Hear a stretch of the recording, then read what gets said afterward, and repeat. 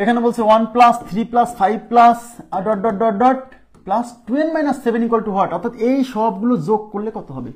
তার মানে 1 plus 3 plus 5 plus dot dot dot plus 2n minus 7 is equal to what. তাহলে এখানে দেখেন এই যে শেষ পদের মান দেওয়া আছে, 1 দেওয়া আছে, এই সবগুলো যোগ করতে বলছে, কিন্তু এখানে পদ আছে কয়টা এটা দেওয়া নাই, বের করতে হবে, বুঝছেন। তাহলে সমষ্টি চাইছে, এগুলো যোগ করলে কত হবে, তাহলে সমষ্টি এস ইকুয়াল টু কি, গড় ইন্টু পদ সংখ্যা, তাই না। তাহলে গড় কেমনে বের করে, শেষ পদ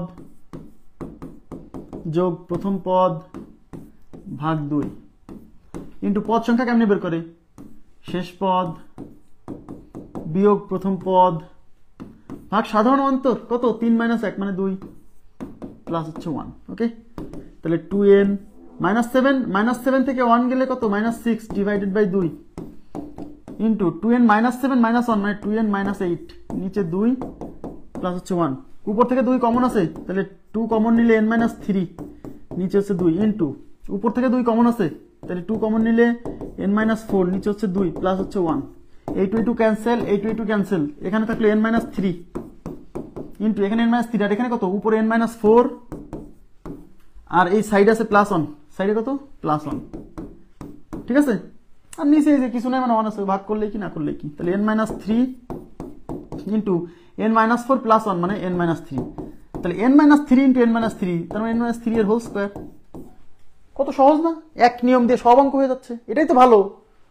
এক একটা অঙ্ক এক এক নিয়মে করা কি ভালো কখনো, এক নিয়মে সব অঙ্ক হয়ে যাচ্ছে, এটাই ভালো।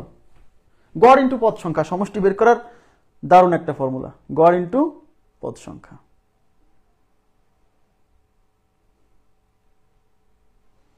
নেক্সট প্রশ্নে চলে যাব। নেক্সটে কি বলছে, 2 plus 4 plus 6 plus dot dot dot dot এই ধারার n সংখ্যক পদের সমষ্টি কত, বলছে এই ধারার n সংখ্যক পদের সমষ্টি। ওকে ফাইন, তার মানে এই ধারায় কয়টা পদ আছে, n সংখ্যক পদ আছে, বলে দিছে যে n সংখ্যক পদ আছে। তাহলে কি ধারাটা কেমন, 2 plus 4 plus 6 plus dot dot এরকম চলছে, এই সবগুলো যোগ করলে কত হবে, কিন্তু এই ধারার পদ সংখ্যা n।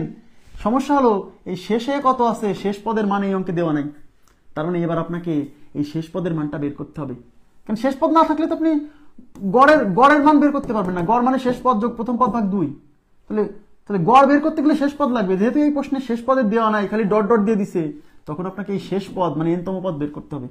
শেষ পদের সূত্র কি, a plus n minus 1 into D, এইটুক খালি ক্যালকুলেশন করবেন শেষ পদের মানটা বের করার জন্য। এর মান কত, এর মানে এই যে প্রথমে 2 আছে 2 প্রথম পদ প্লাস n কত, n মানে n সংখ্যক পদ, যেখানে তো বলেই দিছে n সংখ্যক পদ আছে, তার মানে n এর মান nই মাইনাস 1 ইন্টু ডি, ডি মানে সাধারণ অন্তর, 4 থেকে 2 বিয়োগ করলে 2, তাই 2 প্লাস এই 2 দিয়ে n কে গুণ করলে 2n মাইনাস 2 দিয়ে 1 কে গুণ করলে 2, এই প্লাস 2 মাইনাস 2 ক্যান্সেল, তাহলে থাকলো 2n।